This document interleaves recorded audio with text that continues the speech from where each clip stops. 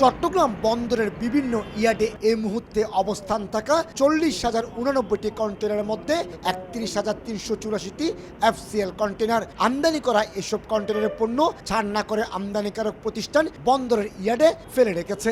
অভিযোগ উঠেছে, রমজানে ভোগ্যপণ্যের দাম বাড়ানোর কৌশল হিসেবে এইসব কন্টেনার ছাড় করানো হচ্ছে না।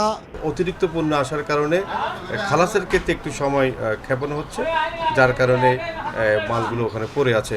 শুধু বন্দর নয়, 19টি অফডকও জমেছে আমদানি করা পণ্য বোঝাই এফসিএল কন্টেনার। বর্তমানে অফডকগুলিতে 8,700 আমদানি এবং 8,300 রপ্তানির এফসিএল কন্টেনার মজুত হয়ে আছে।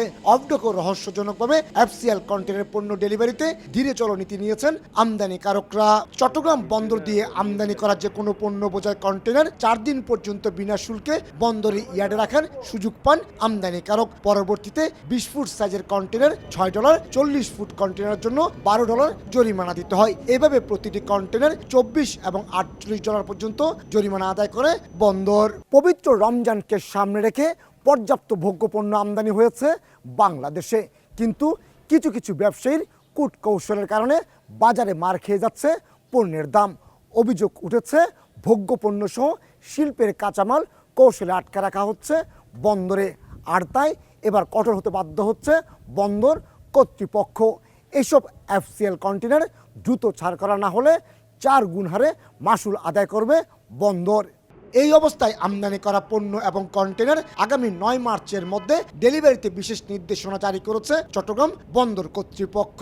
নির্দেশনা মানা না হলে 10 মার্চ থেকে কার্যকর করা হবে প্রতিটি কন্টেনারের উপর 4 গুণ হারে মাসুল। কেউ যেন এখানে কন্টেনার রেখে দাম বাড়াতে না পারে কিংবা বাজারে কৃত্রিম সংকট সৃষ্টি করতে না পারে, সেজন্য আমরা একটা নোটিশ দিয়েছি।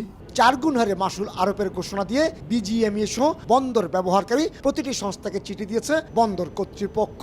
তবে শিল্পের কাঁচামালবাহী কন্টেনার আটকে যাওয়ায় কাস্টমসের জনবল সংকটকে দুষছে বিজিএমইএ। তবে নতুন মাসুল কার্যকর হলে 20 এবং 40 ফুট সাইজের প্রতিটি কন্টেনারের প্রতিদিনের জন্য জরিমানার পরিমাণ দাঁড়াবে $48 এবং $96।